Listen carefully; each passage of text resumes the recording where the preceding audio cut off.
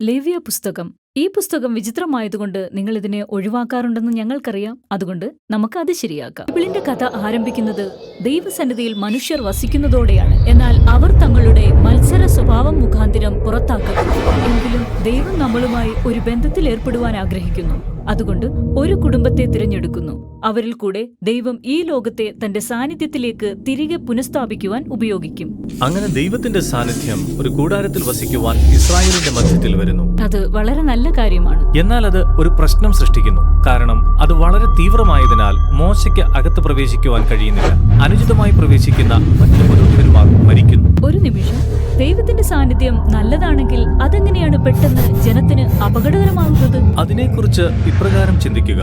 ദൈവത്തിന്റെ സാന്നിധ്യം സൂര്യനെ പോലെയാണ്. അത് ശുദ്ധമായ ശക്തിയും നന്മയുമാണ്. നശ്വരമായതോ മലിനമായതോ ആയ എന്തെങ്കിലും അതുപോലുള്ള പരിശുദ്ധമായ ശക്തിയോടെടുക്കുമ്പോൾ നശിച്ചു പോകുന്നു. അതുകൊണ്ട് വിശുദ്ധി എന്ന പദം ലേവ്യ പുസ്തകത്തിൽ ദൈവത്തിന്റെ ശുദ്ധവും ശക്തവുമായ സാന്നിധ്യത്തെ വിശദീകരിക്കുവാൻ ഉപയോഗിക്കുന്നു. അത് സൂര്യനെ പോലെ നല്ലതും അപകടകരവുമാണ്. ദൈവത്തിന്റെ നന്മയ്ക്ക് സമീപം നശിച്ചു പോകാതെ എപ്രകാരം ദുഷിച്ച ഇസ്രായേലർക്ക് ജീവിക്കാമെന്ന് കാണിക്കുന്നതാണ് ലേവ്യ പുസ്തകത്തിന്റെ വിഷയം. പുസ്തകത്തിൽ ഇവയെല്ലാം എങ്ങനെ പ്രവർത്തിക്കുമെന്നതിന് 3 വഴികളുണ്ട്. ഇത് നിങ്ങൾക്ക് വിചിത്രമായി തോന്നും. എന്നാൽ നിങ്ങൾ ഞങ്ങളോടൊപ്പം തുടരുക. ആദ്യത്തേത് അനുഷ്ഠാനങ്ങളാണ്. രണ്ടാമത്തേത് പൗരോഹിത്യത്തെക്കുറിച്ചുള്ള ആശയങ്ങൾ. മൂന്നാമത്തേത് ഒരു കൂട്ടം വിശുദ്ധിയുടെ നിയമങ്ങൾ ആണ്. ഈ പുസ്തകം 7 വിഭാഗങ്ങളായിട്ടാണ് തിരിച്ചിരിക്കുന്നത്. ഓരോ പരിഹാരവും പുസ്തകത്തിൽ 2 ഭാഗങ്ങളായിട്ട് പര്യവേക്ഷണം ചെയ്യുന്നു. ഇവിടെ അനുഷ്ഠാനങ്ങളുണ്ട്, പുരോഹിതന്മാരുണ്ട്, പിന്നെ വിശുദ്ധിയുടെ നിയമങ്ങളുമുണ്ട്. ആദ്യത്തെ പരിഹാരമായ അനുഷ്ഠാനങ്ങളിൽ അനേകം മൃഗയാഗങ്ങൾ ഉൾപ്പെടുന്നു. അതുകൊണ്ട് ലേവ്യ പുസ്തകം ആരംഭിക്കുന്നത് ഈ യാഗങ്ങൾ എങ്ങനെയാണ് നടത്തേണ്ടെന്നതിന്റെ വിശദമായ നിർദ്ദേശങ്ങളോട് കൂടിയാണ്. ചിലത് ദൈവത്തോട് നന്ദി പറയുന്നതിന്റെ വഴികളാണ്. മറ്റുള്ളവ എന്നോട് ക്ഷമിക്കണം എന്ന് പറയുവാനുള്ള വഴികളാണ്. ഇവിടെ പുസ്തകത്തിന്റെ അവസാനത്തിൽ കുറച്ച് അനുഷ്ഠാനങ്ങൾ കൂടിയുണ്ട്. ഇവയെല്ലാം വിശുദ്ധ ദിവസങ്ങളും ഉത്സവങ്ങളും ആചരിക്കുന്നതിനെക്കുറിച്ചാണ്. അവയെല്ലാം ഉത്സവങ്ങളാണ്. അവ എപ്രകാരമാണ് ദൈവം ഇസ്രായേലിനെ രക്ഷിച്ചതെന്നും അന്യരാഷ്ട്രങ്ങളിൽ നിന്നും വേർതിരിച്ചതെന്നും ഉള്ള കഥയുടെ ചില ഭാഗങ്ങൾ ആവർത്തിച്ചു പറയുന്നു. വിശുദ്ധിയുടെ പ്രശ്നത്തിലുള്ള രണ്ടാമത്തെ പരിഹാരം പുരോഹിതന്മാരുമായി ബന്ധപ്പെട്ടതാണ്. ദൈവസന്നിധിയിൽ നേരിട്ട് പ്രവേശിക്കുന്നത് അപകടകരമാണ്. അതുകൊണ്ട് അവൻ പുരോഹിതന്മാരെ പ്രത്യേക പ്രതിനിധികളായി നിയമിക്കുന്നു. അവർക്ക് മറ്റുള്ളവരുടെ പ്രതിനിധികളായി അവന്റെ സന്നിധിയിൽ പ്രവേശിക്കുവാൻ കഴിയും. അതുകൊണ്ട് ഈ വിഭാഗത്തിൽ എപ്രകാരമാണ് പൗരോഹിത്യത്തിലേക്ക് നിയോഗിക്കപ്പെടുന്നു എന്നതിനെക്കുറിച്ചൊരു കഥയുണ്ട്. പിന്നീട് ഈ മറ്റൊരു വിഭാഗം പുരോഹിതന്മാർ ജീവിക്കേണ്ട ഉയർന്ന നിലവാരങ്ങളുടെ കൂട്ടത്തെ വിശദീകരിക്കുന്നു. കാരണം അവർ ദൈവത്തിന്റെ സാന്നിധ്യത്തോട് വളരെ അടുത്ത് പ്രവർത്തിക്കേണ്ടവരാണ്. പുസ്തകത്തിൽ മൂന്നാമത്തെ പരിഹാരം വിശുദ്ധിയുടെ നിയമങ്ങളെക്കുറിച്ചുള്ളതാണ്. ഇതുവരെയുള്ളതിൽ മനസ്സിലാക്കുവാൻ ഏറ്റവും പ്രയാസമുള്ളത് ഇതാണ്. ഉദാഹരണത്തിന്, ഈ വിഭാഗം നിങ്ങൾ ശുദ്ധിയുള്ളവരോ ശുദ്ധിയില്ലാത്തവരോ എന്നറിയുന്നതിൽ വളരെ ശ്രദ്ധാലുവാണ്. അഥവാ മറ്റൊരു രീതിയിൽ പറഞ്ഞാൽ വിശുദ്ധമായതാണോ അശുദ്ധമായതാണോ? ഇത് മനസ്സിലാക്കുവാൻ നമ്മൾ അറിയേണ്ടത് ഇതാണ്. നിങ്ങൾ വിശുദ്ധമായ സ്ഥിതിയിലായിരിക്കുമ്പോൾ നിങ്ങൾക്ക് ദൈവത്തിന്റെ സന്നിധിയോട് സമീപിക്കാം. നിങ്ങൾ അശുദ്ധമായ സ്ഥിതിയിലായിരിക്കുമ്പോൾ നിങ്ങൾക്ക് കഴിയില്ല. അതുകൊണ്ട് ഇസ്രായേലർക്ക് ഏത് നിമിഷവും അവർ ഏത് സ്ഥിതിയിലാണെന്നറിയേണ്ടത് വളരെ പ്രധാനമായിരുന്നു.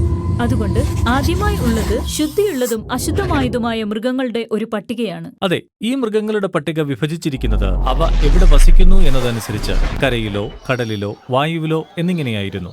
എന്തുകൊണ്ടാണ് ചില മൃഗങ്ങൾ അശുദ്ധമെന്നതും അവയെ സ്പർശിക്കുന്നതും ഭക്ഷിക്കുന്നതും നിങ്ങളെ അശുദ്ധമാക്കുന്നതെന്നും വചനത്തിൽ സ്പഷ്ടമല്ല. എന്നാൽ ഈ ഒരു കാര്യം സ്പഷ്ടമായിരുന്നു.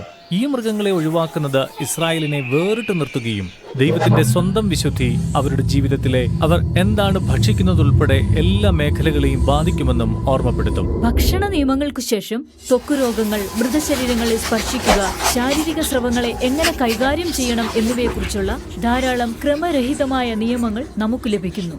എന്നാൽ അവ കൊടുത്തിരിക്കുന്നത് ഒരു ക്രമത്തിലാണ്. ഇസ്രായേലരുടെ ജീവിതവും മരണവുമായി ബന്ധപ്പെട്ടിരുന്ന കാര്യങ്ങളായിരുന്നു ഇതെല്ലാം. അവ വിശുദ്ധമായിരുന്നു, കാരണം ദൈവമാണ് ജീവന്റെ സൃഷ്ടാവ്. എന്നാൽ ഈ കാര്യങ്ങളുമായി ബന്ധത്തിൽ വന്നാൽ നിങ്ങൾ അശുദ്ധരാകുമോ? ആകും.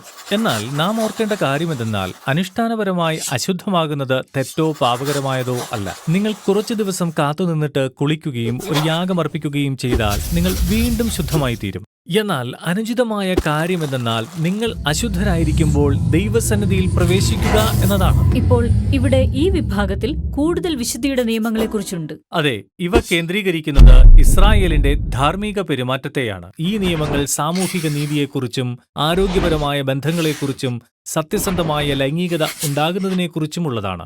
ഈ നിയമങ്ങൾ അനുസരിച്ച് ജീവിക്കുന്നത് ഇസ്രായേലിനെ ധാർമ്മിക വിശുദ്ധിയുള്ള ജനമാക്കുന്നു. അവർക്ക് ദൈവത്തിന്റെ സന്നിധിയുടെ സമീപം അങ്ങനെ ജീവിക്കുവാൻ കഴിയും. അവയാണ് 3 പരിഹാരങ്ങൾ. ഒരുപക്ഷെ നിങ്ങൾ ശ്രദ്ധിച്ചിരിക്കാം, അവ ഈ പുസ്തകത്തിന്റെ കേന്ദ്രഭാഗത്തെ ചുറ്റിപ്പറ്റിയാണ്. ഇവിടെയാണ് നാം വളരെ പ്രധാനപ്പെട്ട അനുഷ്ഠാനമായ പ്രതിശാന്തി ദിനം കാണുന്നത്. അതെ, ഇസ്രായേൽ ഇപ്പോൾ ഒരു വലിയ ഗോത്രമാണ്.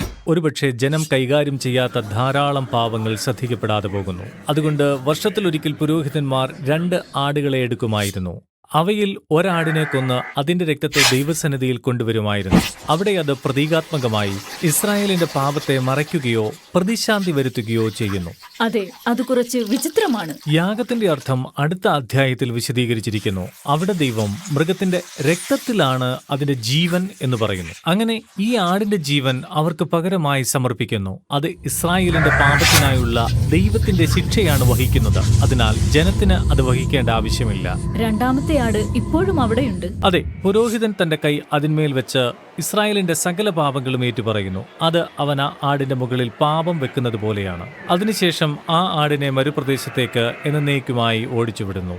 അതിനെ ബലിയാട് എന്ന് വിളിക്കുന്നു. അതെ, ഞാൻ ആ പദം മുൻപ് കേട്ടിട്ടുണ്ട്. അതെ, ഇത് ദൈവം എത്രമാത്രം കരുണയോടെയാണ് ഇസ്രായേലിന്റെ പാപം നീക്കം ചെയ്യുന്നുവെന്നതിന്റെ ശക്തമായ ഒരു സാദൃശ്യമാണ്. എന്നാൽ നമുക്ക് സത്യസന്ധരായിരിക്കാം. യാഗങ്ങൾ എന്നത് പൊതുവെ വളരെ ക്രൂരമാണ്. എന്നാൽ നിങ്ങൾ ഓർക്കേണ്ടത് എന്തെന്നാൽ പുരാതന ലോകത്തിൽ ദൈവങ്ങളുടെ കയ്യിൽ നിന്നും പ്രീതി നേടുന്നതിനുള്ള പ്രധാന മാർഗമായിരുന്നു യാഗങ്ങൾ. എന്നാൽ പ്രശ്നം എന്തെന്നാൽ അതേ ദൈവങ്ങൾ മുൻകൂട്ടി പറയാനാവാത്ത അസ്ഥിരരാണ്.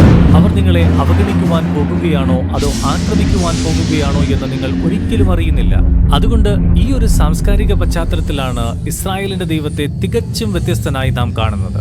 അവന് മനുഷ്യന്റെ അഴിമതിയെക്കുറിച്ച് ദേഷ്യം തോന്നാറുണ്ട്, എന്നാൽ അതൊരിക്കലും ഏകപക്ഷീയമല്ല. അങ്ങനെ അവൻ ജനത്തെ സ്നേഹിക്കുന്നു. അതുകൊണ്ട് അവൻ ഇസ്രായേൽ ആത്മവിശ്വാസത്തോടെ തങ്ങൾ ക്ഷമിക്കപ്പെട്ടുവെന്നും അവരുടെ അഴിമതിയുടെ മധ്യത്തിലും അവന്റെ സാന്നിധ്യത്തിൽ ജീവിക്കുവാൻ സുരക്ഷിതരാണെന്നും അറിയുന്നതിന് ഒരു വ്യക്തമായ മാർഗം നൽകുന്നു. അങ്ങനെയെങ്കിൽ അതാണ് ലേവ്യ പുസ്തകത്തെ യഥാർത്ഥത്തിൽ ഒരു കാലഘട്ടത്തിലെ വിപ്ലവ പ്രസ്താവനയാക്കി മാറ്റുന്നത്.